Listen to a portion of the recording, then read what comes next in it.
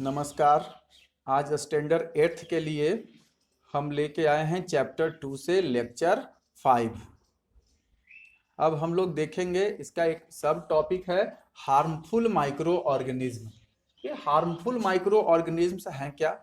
मतलब कि जो हमारे लिए, हमारे आसपास के रहने वाले एनिमल्स के लिए, प्लांट्स के लिए, मतलब कि हमारे इन्वायरमेंट के लिए यदि ये नुकसानदायक है तो ये हार्मफुल माइक्रो ऑर्गेनिज्म कहलाएंगे।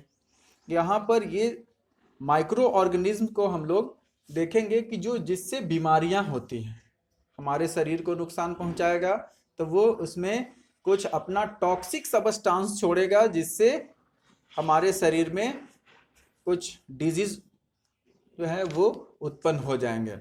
तो वैसे डिजीज काउजिंग माइक्रो ऑर्गेनिज्म्स को कहते हैं पैथोजेंस।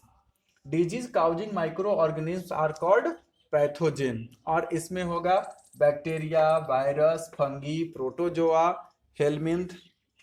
अब ये सब बहुत सा जो है माइक्रो ऑर्गेनिज्म इन सब में होगा जिससे अलग अलग तरह की बीमारियां हो जाएगी। जैसे बैक्टीरिया है तो इससे ट्यूबरकुलोसिस होगा, टेटनस होगा, और भी अलग अलग तरह की बीमारियां होगी। वायरस है, वायरस से हम लोग जानते हैं कि अभी हम लोग परेशान हैं कोरोना से।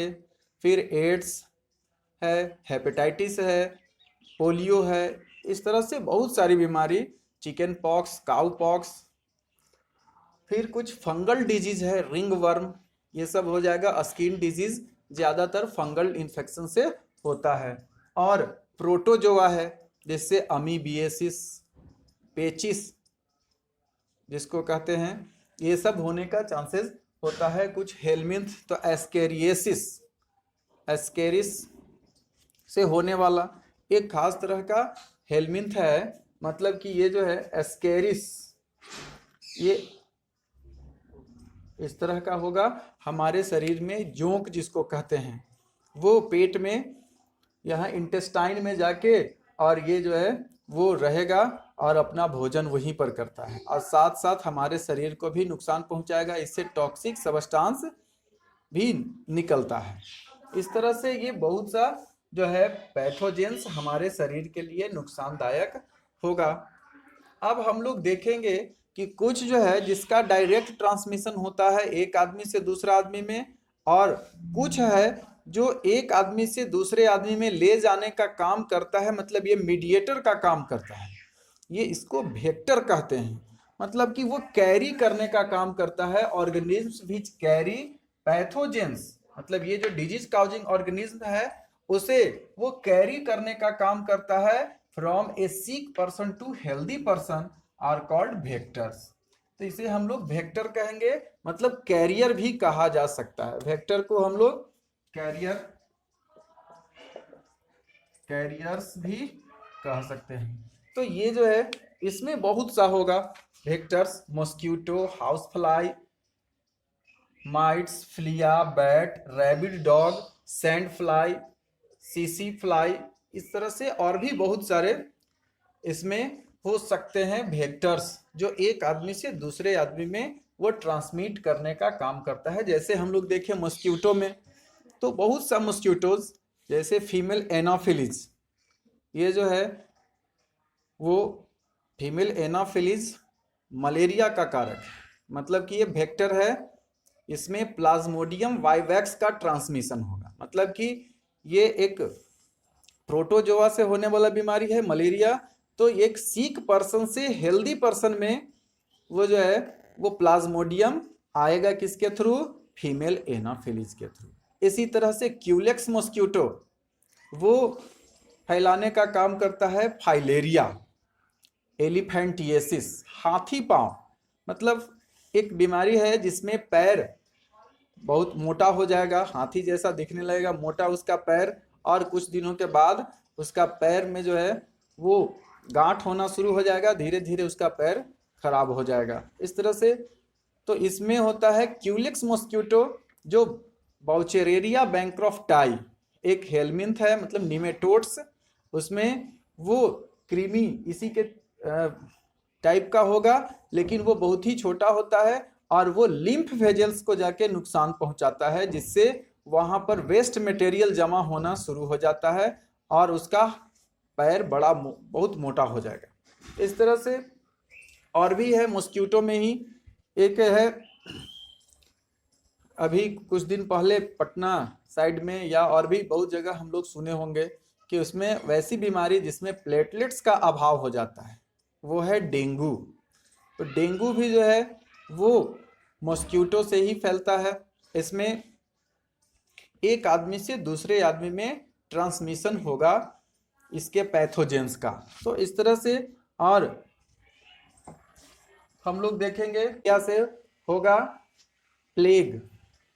ये बहुत पहले सूरत शहर में बहुत ज़्यादा नुकसान पहुंचाया था प्लेग। इस तरह से और भी है, रैबिड डॉग के बारे में जानते हैं।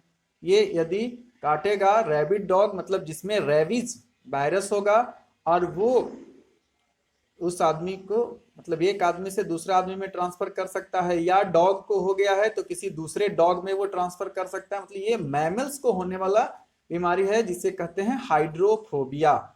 ये रेबीज वायरस से होने वाला है। इसी तरह से और भी है सैंड फ्लाई।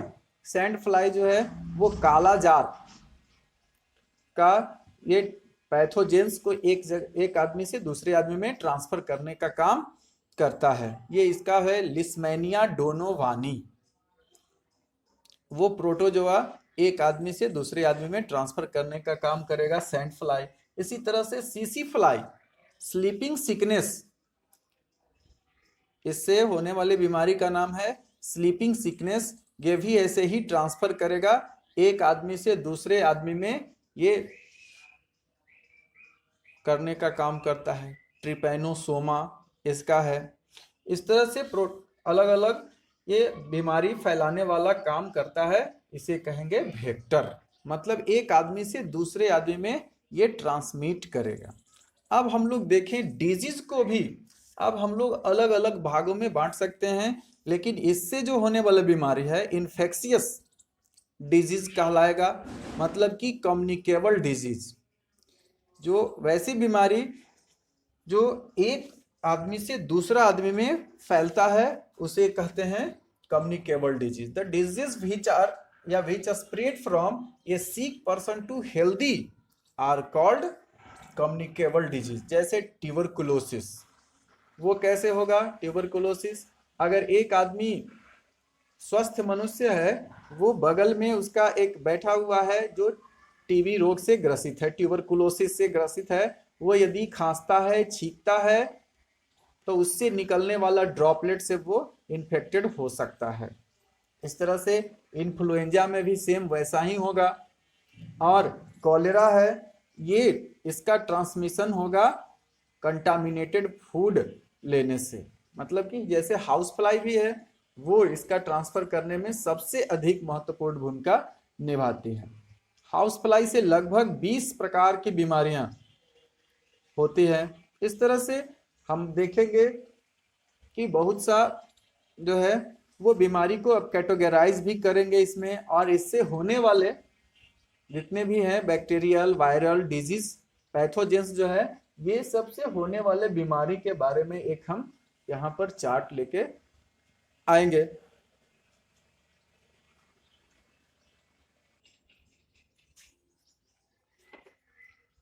अब हम लोग देखें ये कम्युनिकेबल डिजीज जो है उसका ट्रांसमिशन कैसे होता है। तो इसमें हम लोग देखेंगे means of transmission of communicable disease. सबसे पहला है ये डायरेक्ट ट्रांसमिशन, और इधर इनडायरेक्ट ट्रांसमिशन होगा। तो डायरेक्ट ट्रांसमिशन में क्या होगा कि यदि कोई पर्सन उसके डायरेक्ट कांटेक्ट में आता है, मतलब कि कोई आदमी जो हेल्दी है वो सिक पर्सन के डायरेक्ट कांटेक्ट में यदि आता है तो उसे वो बीमारी लग जाती है, तो उसे कहते हैं हम लोग यहाँ कांटेक्ट विथ इन्फेक्टेड पर्सन होगा। सेकंड है ये अगर सॉइल से, जैसे अगर किसी आदमी को कट गया है, जैसे टेटनस एक बीमारी है, वो डायरेक्ट कांटेक्ट से होने वाला बीमारी है और वो सॉइल से ही होने वाला बीमारी है। जैसे अगर किसी आदमी को कट गया है और वो यदि सॉइल के कांटेक्ट में आया, वैसा सॉइल जिसमें वो टिटनस का बैक्टीरिया मौजूद है, अगर वहां पर टिटनस का बैक्टीरिया मौजूद है तो वो होने का चांसेस उसे रहता है कि वो टिटनस हो सकता है। मतलब कि उसमें अब है एनिमल बाइट। एनिमल्स अगर किसी को काटेगा, जैसे हम लोग पिछले मतलब देखे, उसमें यदि रैबिड डॉग के काटने से मतलब कि वो जो है रेबीज वायरस एक आदमी से दूसरे आदमी में ट्रांसमिट हो सकता है। तो ये सब डायरेक्ट कांटेक्ट का है। और ट्रांसप्लांटेंटल, ये यदि किसी बच्चे माँ को है तो उसके बच्चे को होने वाली बीमारी को कहते हैं यहाँ पर ट्रांसप्लांटेंटल डिजीज। मतलब कि जिसमें वो माँ से वो प्लासेंटा के थ्रू ट्रांसफर होके और बच्चे में आ जाए, मतलब जन्म के पहले ये जो है ट्रांसफर होके इसमें चला आएगा। तो ये सब जो है वो बीमारी है इसमें डायरेक्ट कांटेक्ट से होने वाला। अब नेक्स्ट हम लोग देखेंगे इनडायरेक्ट कांटेक्ट से होने वाला, मतलब इनडायरेक्ट ट्रांसमिशन होगा ये वेक्टर बॉर्न।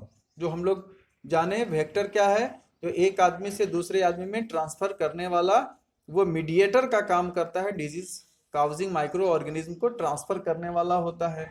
फिर कंटामिनेटेड फूड एंड वाटर से भी हो सकता है, और ये कंटामिनेशन किसी भी तरह से हो सकता है कि जैसे अगर उसका किसी आदमी का जो है वो अगर कफ या उसका फेशियल मैटर या जो भी कुछ है उसका हाथ धोया हुआ या जो भी वो उसका कपड़ा यदि वहां पर धोया जाता है उस पानी में, और वहां से यदि भोजन के रूप में या किसी भी तरीका से जैसे सब्जी कहीं पर धोया जा रहा है वैसा गंदा पानी में, तो होने का चांसेस हो सकता है। बहुत सी बीमारियां हैं। फिर है एयरबॉर्न, मतलब एयर से ट्रांसमिशन होगा इसका। अगर कोई आदमी खांस रहा है, छींक रहा है, तो उसका ट्रांसमिशन हवा के द्वारा भी हो सकता है। ये ड्रॉपलेट्स हवा में तैरते रहेंगे और उसमें बैक्टीरिया या वायरस जो भी है पैथोजेंस वो ट्रेवल कर सकता है एक जगह से दूसरा जगह। जैसे अभी देख रहे हैं हम लोग कोरोना में लगभग 1 मीटर की दूरी बनाकर रखने के लिए इसीलिए कहा जा रहा है कि वो एयर से भी इसका ट्रांसमिशन हो सकता है। अगर कोई आदमी खांसेगा, छींकेगा, तो उससे भी वो जो है 1 मीटर के अंदर वो हवा में इधर उधर तैर सकता है टीनी ड्रॉपलेट्स के द्वारा। फिर है फॉर्माइट बॉर्न। ये जो है फॉर्माइट बॉर्न में हम लोग देखेंगे कि अगर कोई आदमी बर्तन छुआ है या हैंडल छुआ है, क्रॉकरीज का सामान छुआ है, मतलब कोई भी सामान यदि वो छुआ है और उससे दूसरा आदमी यदि उसी सामान को कोई दूसरा आदमी अपने हाथ से उसे पकड़ता है, तो वो जो है उसका बैक्टीरिया वायरस जो भी है पैथोजेंस वो एक आदमी से दूसरे आदमी में ट्रांसफर हो सकता है। तो इस तरह से इसे कहेंगे फॉर्माइट। फॉर्माइट बॉर्न भी होगा। ये सब जितना भी है डिजीज ये सब इनडायरेक्ट ट्रांसमिशन से होगा। अब एक और भी है, जैसे करेंसी का भी ट्रांसफर हम लोग करते हैं। तो एक आदमी से दूसरे आदमी में जा रहा है, अगर वो डिजीज पर्सन है तो वो अगर पैसा गिना है, रुपया पैसा का लेन देन कर रहा है, तो उसमें होने का चांसेस है। और बहुत से लोगों का आदत भी होता है, गंदी आदत बहुत से लोगों में है कि वो पैसा गिनेंगे तो उसमें थोड़ा सा लगा लेते हैं अपना सलाइवा, या पेज पेज पलटने में भी ऐसा करते हैं बहुत से लोग कि वो जो है बार बार देखेंगे कि बच्चों का भी आदत ऐसा होता है और बड़े लोग का भी आदत होता है। वो जब भी पेज पलटेंगे तो ऐसे पेज पलटते समय वो थोड़ा सा अपना सलाइवा लगा लेते हैं। तो इस तरह से ये सब जो है इसका ट्रांसमिशन हो सकता है।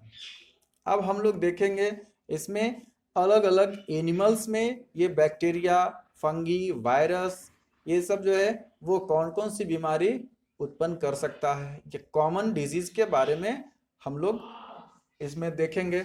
नेक्स्ट अब हम लोग देखें ये पैथोजेंस ह्यूमन में, एनिमल्स में और प्लांट में कैसे ये डिजीज कौन कौन सा डिजीज करता है। इसमें देखिए सबसे पहला है bacteria.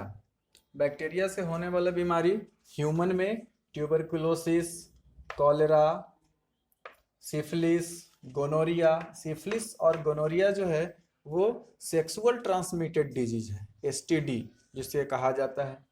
Leprosy, plague, whooping cough, diphtheria, tetanus, pneumonia, typhoid, ये सब जो बीमारी है ये होने वाला है बैक्टीरिया से। इसी तरह से एनिमल में ट्यूबरकुलोसिस भी हो सकता है, एंथ्रैक्स, ब्लैक लेग, साल्मोनेलोसिस, ये सब जो है वो होने वाला है।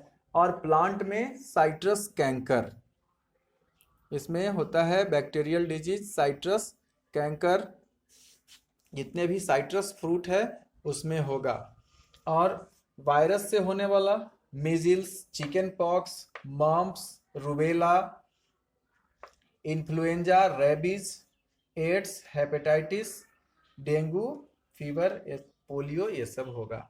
इसी तरह से इसमें एनिमल्स में foot and mouth disease, cowpox, rinderpest, rabies, इसमें भी होता है।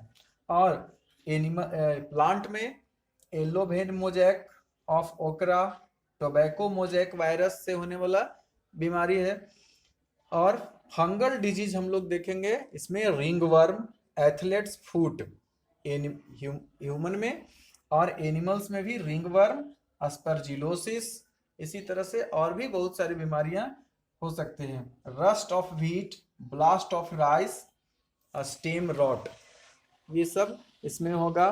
और प्रोटोजोआ और निमेटोड्स मतलब हेलमिंथ से होने वाली डिजीज के लिए थोड़ा सा हम लोग रुकते हैं और नेक्स्ट फिर हम लोग लाएंगे इसे एक और ऐसा ही चार्ट आप लोग के सामने हम लाते हैं।